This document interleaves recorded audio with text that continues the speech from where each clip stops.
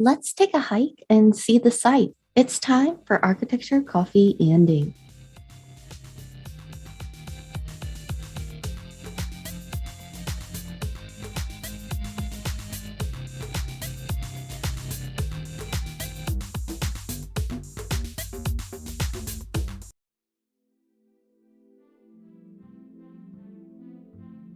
Hello, this is Hollywood C, and you're listening to Architecture, Coffee, and Ink, a podcast dedicated to introducing concepts, detailing out designs, and tackling the architecture you might not realize the meaning behind.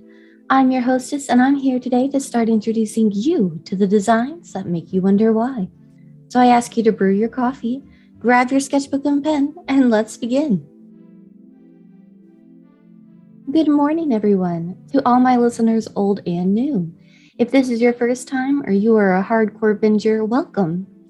This is the middle of a 3-episode week where I am basically taking advantage of the fact that it is spring break. Altogether, the 3 mini episodes will basically add up to double the content of a normal week. So normally my episode average is to like 30 minutes, with interview episodes being longer. But this week is basically an hour of content altogether.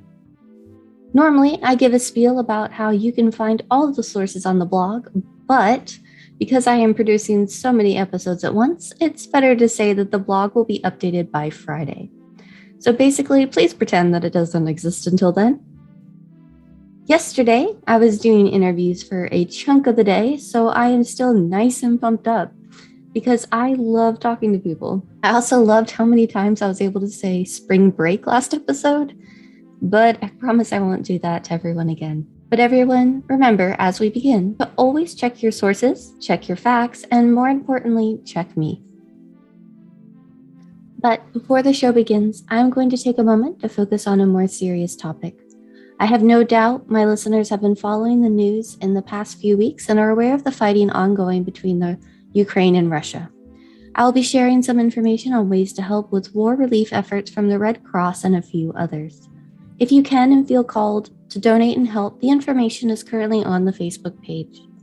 I know that for some of my listeners, podcasts are a way to escape the news and reality for a few hours, but please, at least send a kind thought, good karma, prayer, well wish to all those who are affected by what is going on. If you ever know of similar efforts or would like to share a cause that I am not aware of, please always feel free to share them. But please remember that wars may be waged by governments, but the casualties are always people.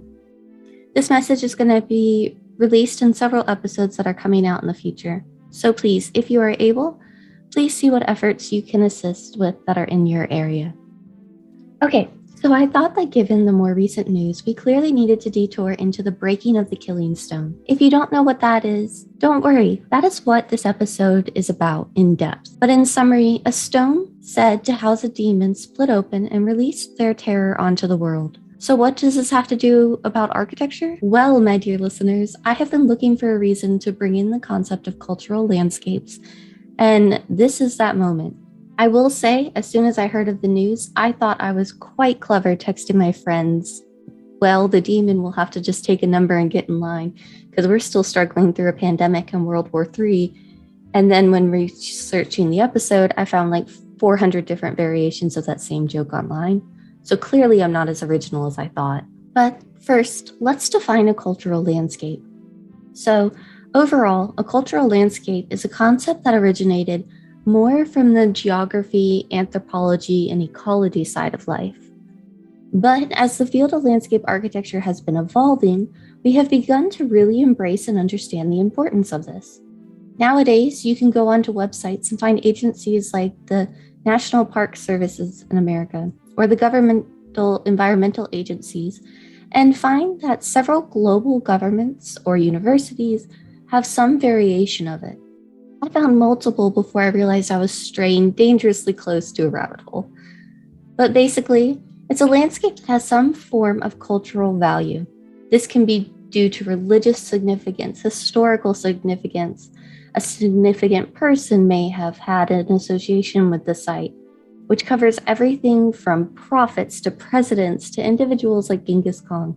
What is essentially key to this concept is that it has a value either to the residents or the individuals in proximity to the location.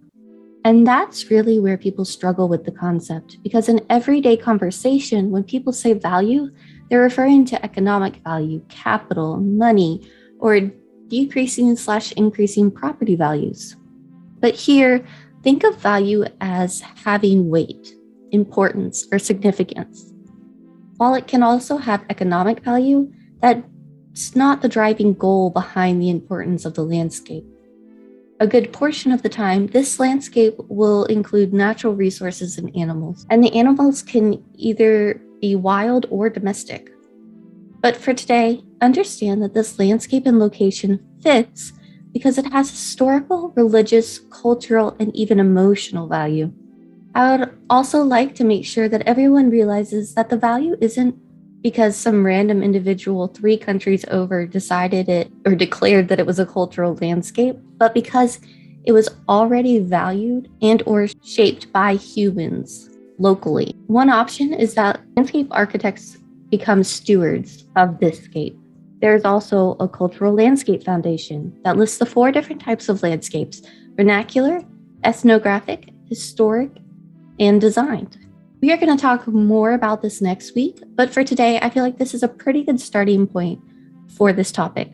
I don't want to go too much into it that it detracts from the actual location that we're going to talk about today. Kyoto University Rare Materials Digital Archives has a copy of the Otogi Oset in which the tales of Tamamo-no-Mae are discussed. The archives has the descriptions and translations of each of the pages of the manuscript of the story, and includes some beautiful original illustrations. I wanted to point them out as a resource used both because I am using translations, which my longtime listeners know that I always encourage everyone to double check because they aren't always accurate, even if I am just translating something directly. And also because unlike other episodes where I spend more time per episode researching, I only started researching this when the news broke roughly 9 days ago.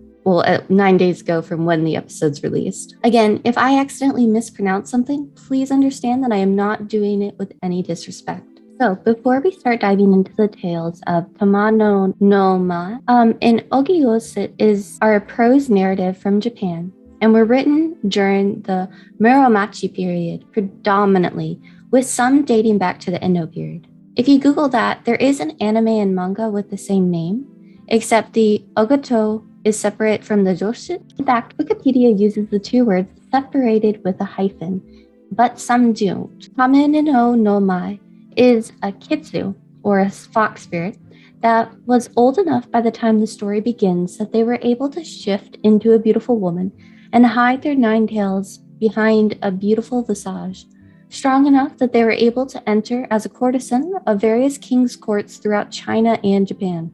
A kitsune is a yokai, which I have seen translated into demons, but is closer to an all-encompassing name that includes demons, spirits, and supernatural entities. They can be both positive or negative, but as you have probably guessed, this one is negative. Kitsune will oftentimes be associated with an element like fire, water, etc., and may have several abilities associated with them. The older they are, the more tails they have. So in this case, Tamamo-no-Mae is already an old kitsune, and many, even the positive ones, are associated with trickery and mischief. They also have the ability to produce foxfire and turn into a human/shapeshift once they reach a certain age. However, in many of the tales, including the story we were talking about today, they oftentimes possess people instead, causing grief and torment.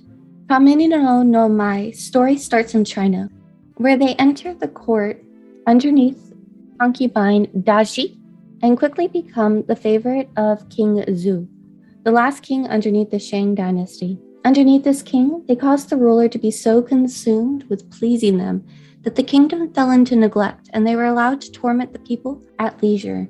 Eventually, this led to enough unrest that they were forced to flee, and from there, a series of women are believed to be Tamamo-no-Mae, either possessed or were killed and replaced by the kitsune. Each woman is both devastatingly beautiful and cruel, inspiring both terror and death. Other names include Lady Kayo of India, Basosiko, again in China, and finally Tamamo-no-Mae in Japan, underneath Emperor Toba. In India, thousands were killed and beheaded, while in some variations, they are associated as a consumer of human flesh. Depending upon the myth, it changes the reason why and who. And in some myths, it is only young women, while others, it's only men. And reading the stories all together makes it sound like either an evolving spirit, one that tires of the same thing. Each time they are defeated, they are driven away by either human forces, samurai, priests, or amioji, which are practitioners of protection, magic, and divination.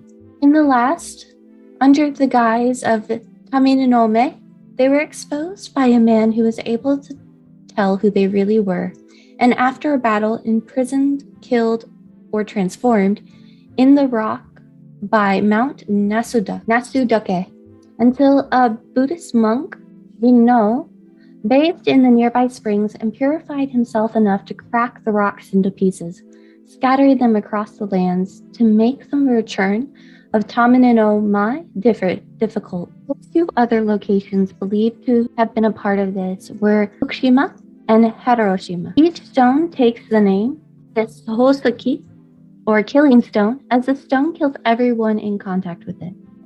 Some of my sources believe that the cracking of the stone means that the spirit can now be allowed to roam again, once more taking on a woman's visage and starting a reign of terror much worse than seen before. Others believe that when the priests split the rock, while the stone itself is cursed to bring death to those who touch it, and the evil seeps into the surrounding landscape, the spirit itself was either cleansed or took a vow that it would no longer bring pain and devastation. The story and variations of it have been circulating for a while, including at the Nasu Onsen, a hot springs resort where the hot springs were discovered in the Nara period. Among the things included in the location is a mixture of the traditional and modern bathhouses, as even though the terrain around the stone and across the mountains are noxious and sulphitic, the waters of the hot springs are restorative.